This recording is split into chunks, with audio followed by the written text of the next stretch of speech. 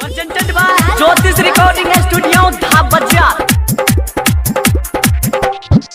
Happy new year बोले है ये बो, हैप्पी न्यू ईयर बोले है ये बो, काल कोनो हाल में चुम्मा लेके जाइबो। चल हट के चुम्मा लेके जाइबो, एगो नया साल में चुम्मा लेके जाइबो, एगो नया साल में चुम्मा दई के पड़त।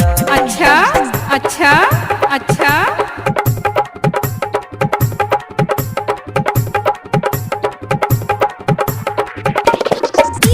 लाल बाबू राजा।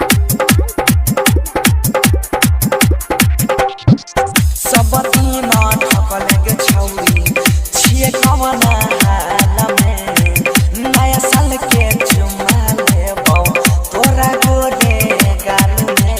चल हट ओए सुना, सब दिन ठकलेंगे छौरी छिए कवना हाल में, नया साल के चुम्मा लेबो तोरा गोरे गाल में।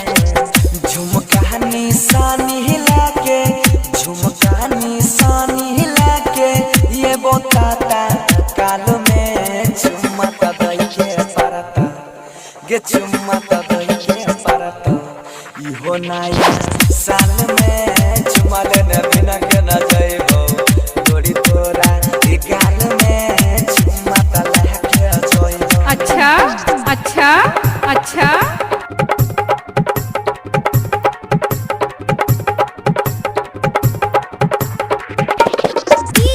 लाल बाबू राजा। छियौ दीवाना तोहार बुझे मजबूरी गे, ये नहीं चलाबे हमरा सपना पछूरी गे। चल हट छियौ दीवाना तोहार बुझे मजबूरी गे, ये नहीं चलाबे हमरा सपना पछूरी गे।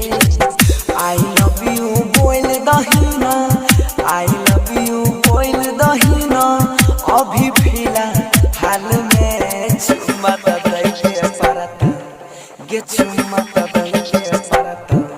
दुनु गोरे गाल में चुम्मा लेने